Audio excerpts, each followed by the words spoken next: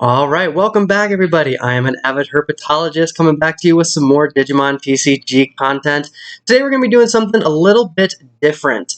In lieu of a profile for a deck that I've already got built, I know people are starting to get even more excited for the upcoming BT10, so I thought I would start looking at a couple of the more interesting decks that are going to be coming out of that new format.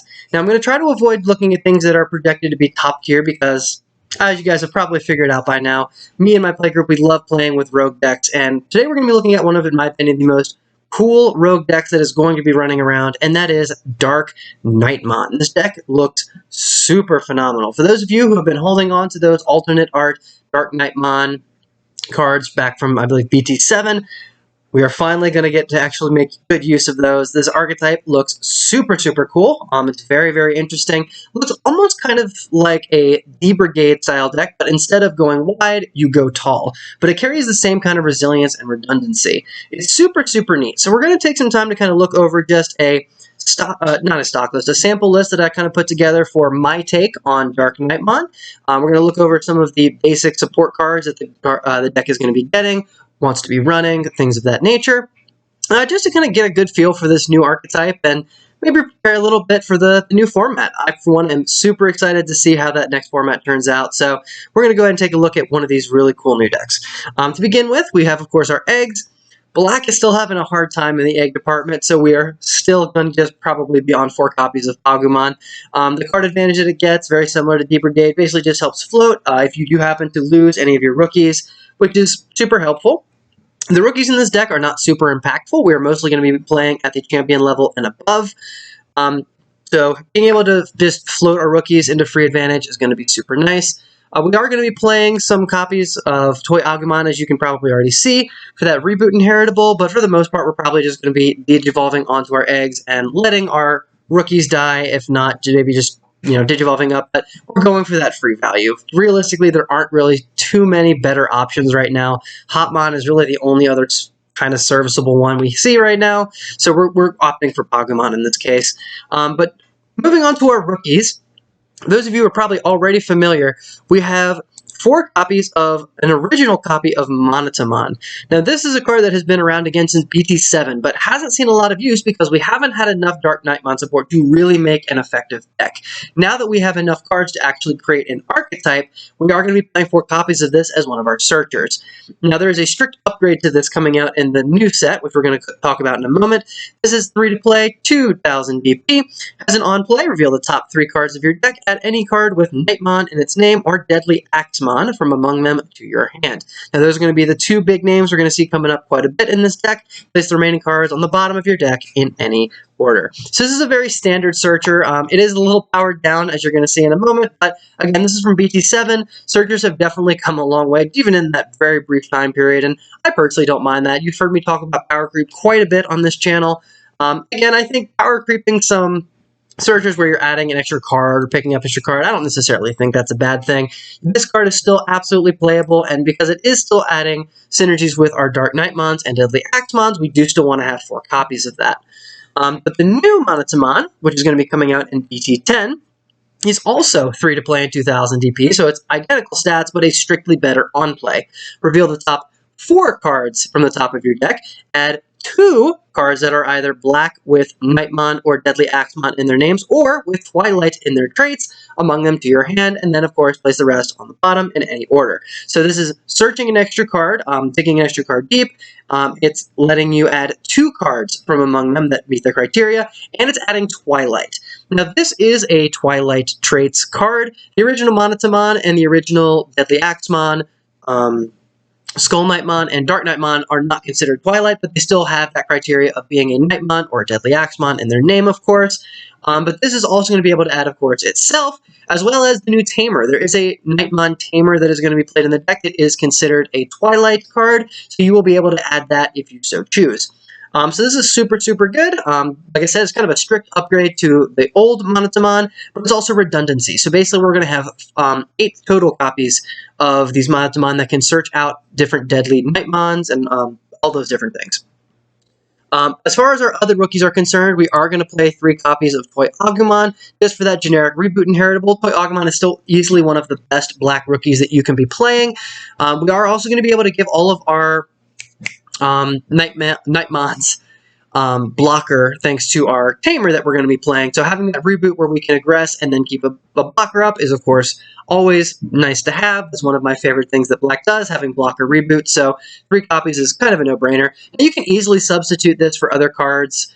You can play Sunriseamon if you're feeling spicy. You can play memory blockers if you'd like. So there's lots of different options, but I'm personally probably going to opt for ToyAgumon in my personal build, but again, this is kind of a rough draft. We're just kind of looking at what a general deck is going to look like, so ToyAgumon is what I'm currently having on here, but that is, of course, up to change. Speaking of things that are open to change, we are also going to be playing, as our last 3 rookies, 3 copies of Chikurimon.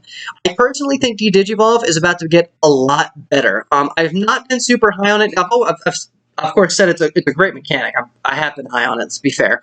But I do think it actually gets a lot better in the next set, now that Digicross and material saving and all of these things are starting to become more relevant. I do think Digivolve and being able to check this in security can actually be really nice in certain situations, so we're going to be playing 3 copies of that as our final 3 rookie slots. Sorry, wife's in the background. You can probably see her back there. You can say hello. Hi. Moving up onto our champions. Now, this is where we're really going to be getting into our Knightmon support. To begin with, we're going to be playing 4 copies each of the BT10, SkullKnightmon, and DeadlyAxemon. Now, these are going to kind of be the spinal cord, if you will, of the deck moving forward. So, SkullKnightmon here has a when attacking effect. You can trash all of the Digivolution cards of one of your DeadlyAxemon in play and place it at the bottom of this Digimon's Digivolution cards to Digivolve this Digimon into a DarkKnightmon in your hand without paying its memory cost. So basically, it's going to let you kind of move up into that next level for free. The only caveat being you have to already have the other half in play. Now, this does also have an inheritable, where while this Digimon has Knightmon or Pagumon in its name, it gets security attack +1. So this is going to be also our really important source of aggression, where we're going to be able to clear out our opponent's security a lot faster, ideally. The other half of the Knightmon pair here is, of course, the original DeadlyAxemon. Also 4 to play and 3000 DP, also 2 to Digivolve, has an on-play this time with reveal the top 5 cards of your deck and adding up to 2 cards with Knightmon in their name from among them to your hand. Place the remaining cards at the bottom of your deck in any order. Now, as I mentioned, now that we actually have more cards that are fitting the Knightmon archetype, this card's going to be able to actually find things much more frequently. We're going to have more SkullKnightmon options and a whole other 4 copies of DarkKnightmon, as well as our Mega Level DarkKnightmon X that we can find off of this.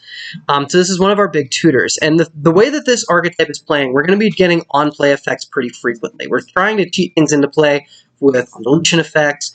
We're playing copies of Pride Memory Boost, so we're going to be moving these things into play pretty frequently, and we're going to have lots of on-play tutor effects. Now, it also has an inheritable, of course, where on your turn, while this Digimon has Knightmon or Pagumon, it also gains 2000 DP.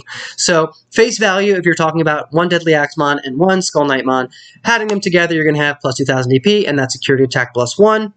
So, a nice little combination to make your SkullKnightmons, it's going to be DarkKnightmons. They're all very interchangeable. I'm still working on that. Makes them a little more scary, a little more aggressive, a little less likely to die when they're swinging into security. Now, the other champion that we're going to be running 4 copies of, new in BT10, is 4 copies of SkullKnightmon Mighty Axe Mode. Now, there is such a thing as SkullKnightmon Cavalier Mode.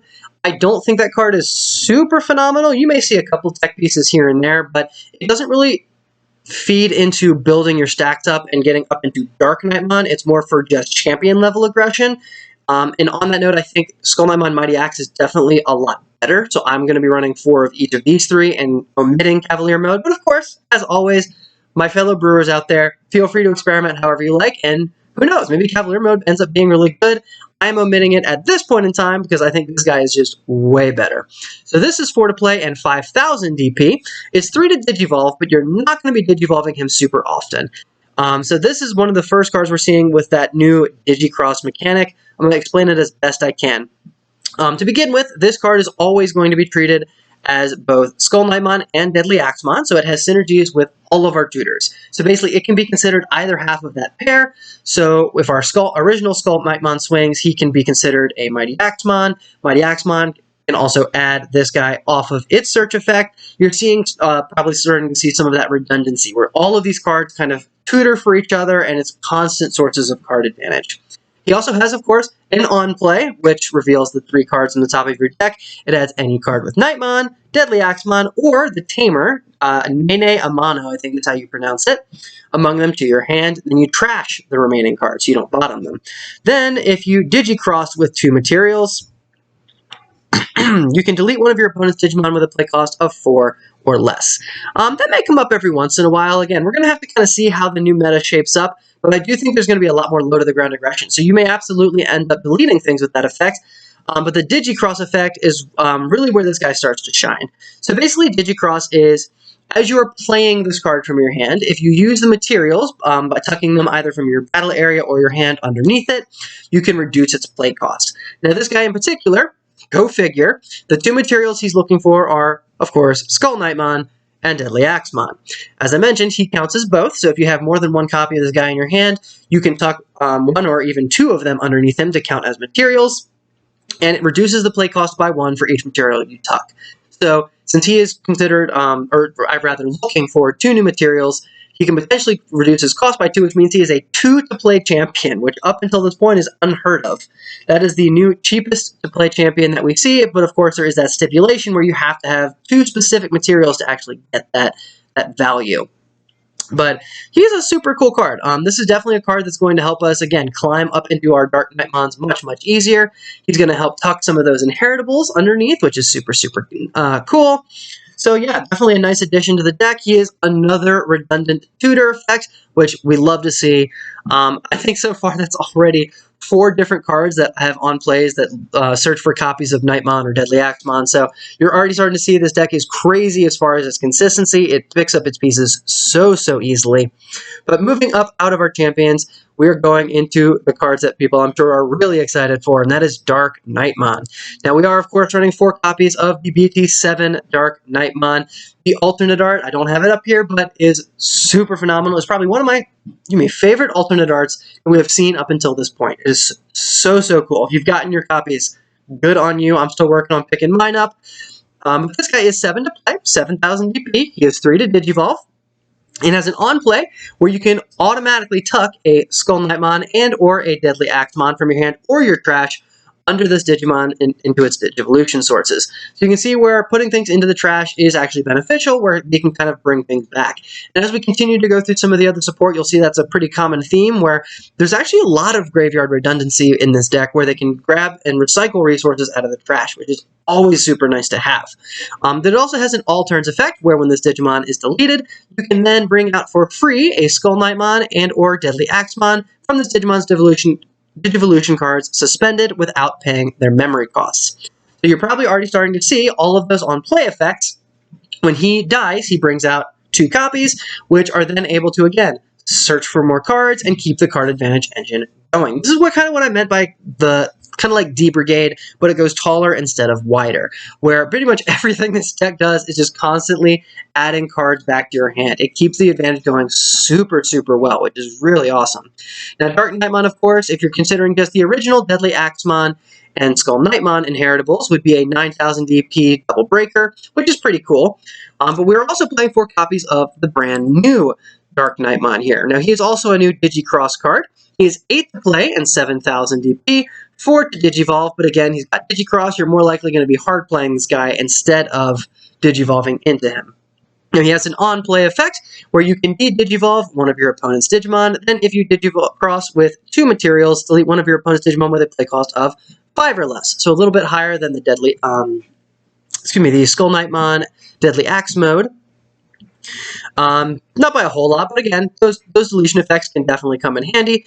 Has an all turns effect when this Digimon would be deleted by returning a level 4 or lower black Digimon card from this card's Digivolution cards to your hand. You may then play a SkullKnightmon or DeadlyAxemon from this card's Digivolution sources without paying its memory cost.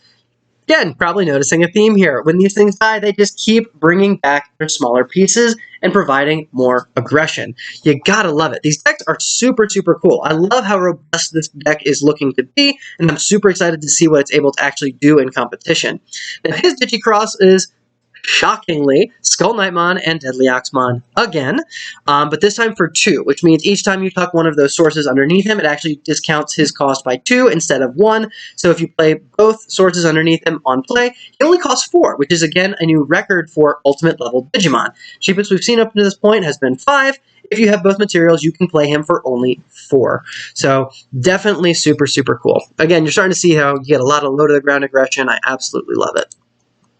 But the only mega we're going to be playing, at least the only mega that I will be playing in this deck, is 4 copies of DarkKnightmon X Antibody. Now, since our level 5s are already super aggressive, thanks to all these inheritables and redundancy and recursion, this is going to be the only level 6 that we're playing. So this is DarkKnightmon X Antibody. He has 13 to play, 12,000 DP, 5 to Digivolve, but you can Digivolve him for 4 onto DarkKnightmon. So in this deck, he is always going to be 4 to Digivolve, because our only level 5s are, of course, DarkKnightmon. Now, when Digivolving, you can return 1 black or purple Digimon card other than DarkKnightmon X Antibody from your trash to your hand.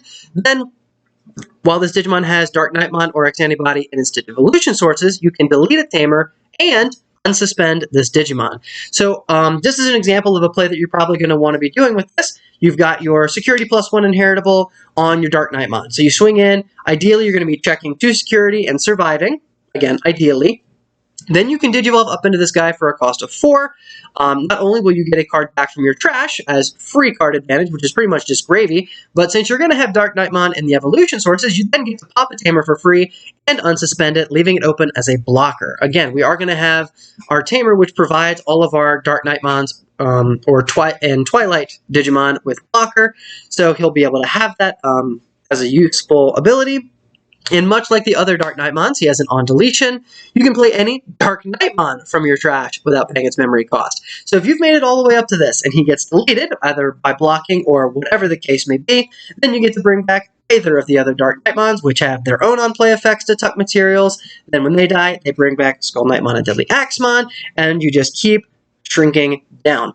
Now, at my locals tonight, we actually joked it's almost like Super Mario, where we have DarkKnightmon as our firepower Mario. He gets hit into regular Mario, which is DarkKnightmon, and DarkKnightmon gets shrunken down into Mini Mario, which would be our SkullKnightmons. So you basically see how you keep kind of get knocking down pegs, but he just won't stay dead. They keep bringing back more and more bodies. This deck is very hard to stop unless you have a way to get him off the board outside of deletion. And since they are all able to use blocking inheritables, or not inheritables, blocking abilities thanks to our Tamers, it can be even more challenging to actually get through the deck and stop your and keep actually, winning the game through this deck, where you can block, get another blocker, block, get another blocker. So super, super awesome. That interaction is super neat. It's straight up Tamer removal, which again is not super common, but is starting to become a little bit seen a little more often now in the game, which again I think is really good. I think Tamers have been untouchable for too long, so super happy to see that. But that is going to do it for our Digimon. It's a really cool lineup. I'm excited to see how they actually play out in practice. But with all of the support, I have to imagine it's going to be an absolute blast and a half. Now, as far as Tamers are concerned, again, we're stuck in the same spot where Black does not have a lot of super great Tamers. So slim pickings a little bit. I've seen some decks that are running Memory Setter Izzy, which you can play potentially for 3. I am opting for Black Tai because, again, since we're going to be using blocker abilities, being able to buff our team on the opponent's turn so they're just a little bit larger and can potentially trade with larger bodies is super nice. DarkKnightmon X is 12,000, so bumping him up to 13 is going to help him trade with pesky things like Mastamon. So I think I'm going to be running some amount of Black Tai as my memory setter of choice. I'm also going to be having a single copy of Izzy and Joe.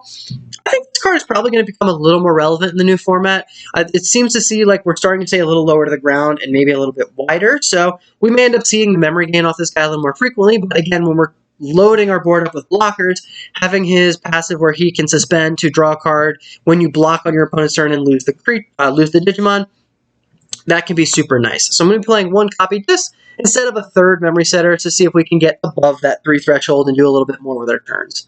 And then our new Tamer, which we're playing 3 copies of, I think 3 is just about right, is of course Nene Amano. This has another on play, guys, where it has revealed the top 4 cards, add a card with Knightmon, DeadlyAxemon, or Twilight and its traits from among them to your hand, place the rest on the bottom.